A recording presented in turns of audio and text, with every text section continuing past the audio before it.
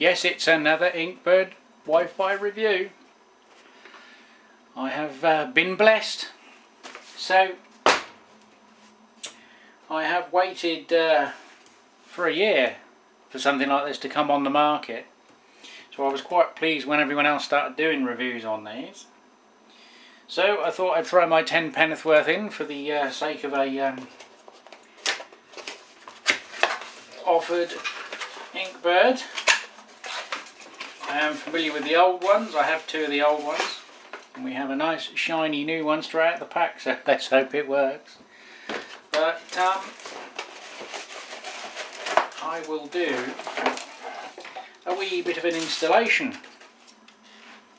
Now I'm not a big tech savvy person. I like me gadgets, but I like them to work. I don't want to have lots of hassle with my Wi-Fi settings and hubs and things, getting everything to work. Fortunately, unlike my previous one, this one's in Fahrenheit too, so we'll get to that in a minute. Look, the Q code for the app. I was going to suggest that they'd done a Q code in the new one with each app, but they're ahead of me. And for those of you that have said on previous reviews that they don't export a CSV file, I have my oldie Apple phone here. Now there are two apps, Inkbird Smart and Inkbird Pro. I believe it's the Pro version. There's my other one I've already got set up, as you can see there. If I press that, it's telling me alert on the temperature, but if we go to the trending temperature files, we can select one there. They're very exciting because there's not much because I haven't really used them properly. But you'll see there's the upload symbol, and you can now export as a CSV file and send it off to whatever you need to do. On Inkbird Smart, they may well change this with a update on the app, but it's the same format there, and if we press the temperature chart we can see how this has recorded any logs, but you can see there's no option for an upload. Now previous to that I used to have to use a little data logger, which I don't need because this does it for you. So to an installation. So we've got an Android version. The two methods are the same. So for me, I can go on the Play Store and obviously download the app, same as you can on the Apple, or we can scan the Q code. Boom, like that. Inkbird.com download. Right. Good old Wi-Fi from BT. Right, it defaults to give you the Inkbird Smart app. I go for the Inkbird Pro, so you need to manually search that in the Play Store and install. Right, so after I convince it to log me back in, it's now installing, so we'll skip this bit. Well, we're back.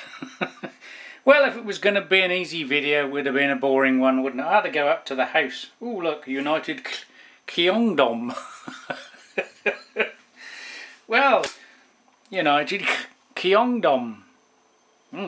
Anyway, I had to go to the house. I was getting 133 megabit speed here and 11 minutes upload. Went to the house, 12 seconds, boof, done. Right, so now we get to this section of the screen. And you need to put in an email address or your mobile phone number and create a password, and it will then text you or email you back a numeric code to put in. So for my instance, I will just come off camera again and put mine in because I already have one. So then there's just the usual permissions to do with applications. If you let it know your location, now it's picked up the old one that's already on my other phone, it will give you weather data, barometric pressure, outside temperature, sunrise, sunset. Not essential, but can be useful if you know you're going to have a hot spell and you want to adjust the temperature remotely from wherever you may be. You can be a bit preemptive and change settings on your controller. Right, now we need to add another device. Up the top corner is the little plus addition sign. What we need to do then, as you can see, it says power on the device and confirm that the indicator light is blinking rapidly, which is already done, but what you do is press the Wi-Fi button, it will flash up app. Let's do it and see if it does it. There we go, app. It will reset itself and you can see the little Wi-Fi indicator is flicking. So now we confirm indicator, enter my Wi-Fi password, which you don't get to see. And once you put your password in, it's then going to connect to the hub and back to the 308. Once it's set that up, we'll see the next screen.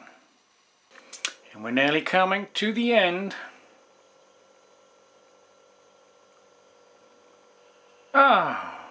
Now we've got to do it all over again. Now, while it's trying to connect, you will see that the light goes off and then comes back on, so don't be alarmed that the signal's finished. I've had other equipment you try and connect to the Wi-Fi and the lights go out and you have to redo it again because you've sort of not done it quick enough and the unit's timed out, but this does go out and then come back on once it's established connection during the attempt while it's uploading. So we'll try again. Boom, and we're in as the screen starts to shade up. So we've got this one here done, and we'll see what happens next because I am literally doing this without reading the manual, typical bloke style. Right, there we go. So we've established, I've already renamed the other original one FV1, so fortunately I haven't got two identical and don't know which one's which.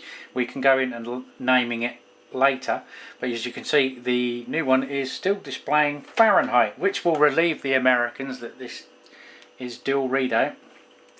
Now if we go into settings, it's ever so easy now. There's no fumbling around in the settings at your home page that I was doing the other day and then it done an update and moved it. That's that easy. We'll have centigrade please. Boom, everything's then reset. And we just go back. Even I'm not familiar with this phone because I've just inherited it off the wife. So you can see now temperature and it's in the heat phase. I haven't obviously set anything up yet, but you can see on the unit, if we get it in shot, that'll help. So if it's red, it's heating, and the background goes blue, it's cooling. Now I won't go all out on this. It defaults when you turn these off and plug them back in again. You have to reset the temperatures I found on the other one. So if we want to say ferment, if we're going to use this for fermenting, or obviously there's other uses for this. You could use it for your aquariums and your vivariums, anything that needs temperature control. So if we want this at high set value, 20 degrees, let's say 21. And we just enter the temperature in, and the low temperature value is set currently at -40. Bit tad chilly. So we just scroll down and bring it back up to, let's say, 18 degrees. Press complete. So we've got our low temperature minimum 18, maximum is now 21.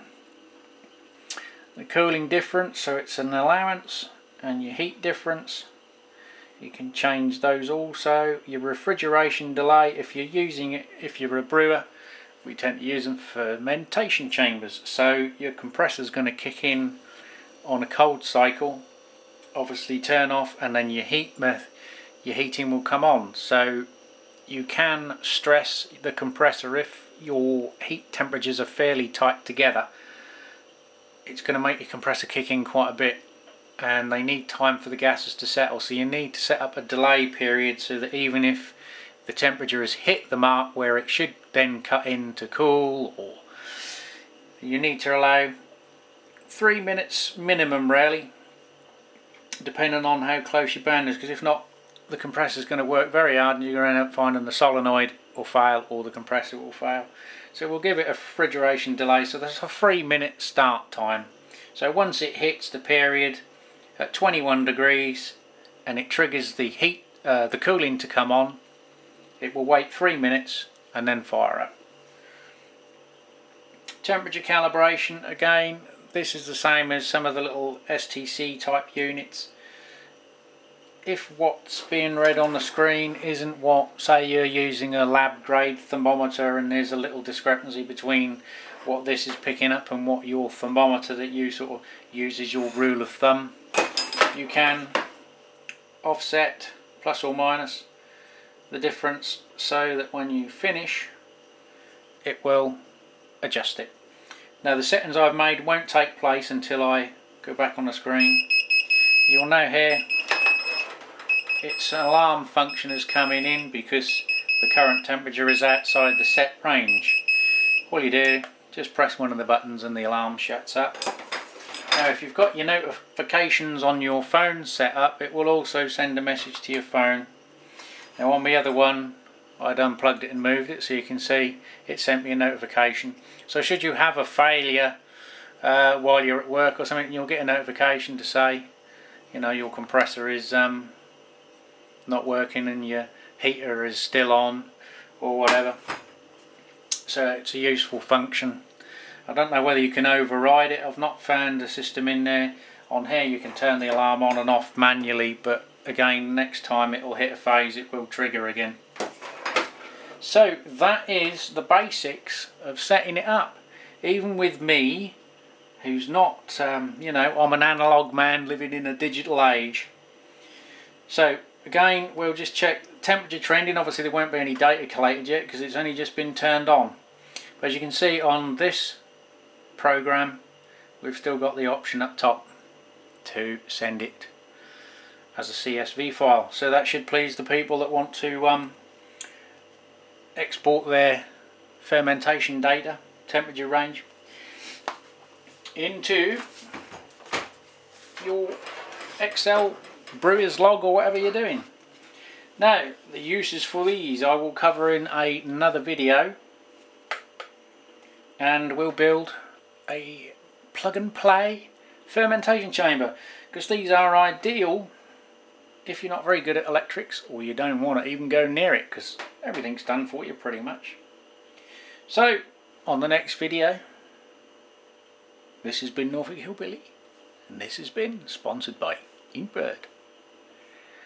Oh yes, and don't forget, if you are enthralled with my fantastic review of setting up when you've got no IT knowledge and the phone you've just purchased or been given you're not familiar with, you can grab a bargain now, as I will put a link in the box. If I can get my ugly mug now in shot. Oh, scary.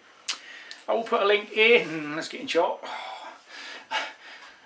in the box, or I'll put it down here now. It's valid until I think the 30th of June, so don't hang about. If you want a bargain, and you know I love a bargain, hop on it. Alright, I'm out.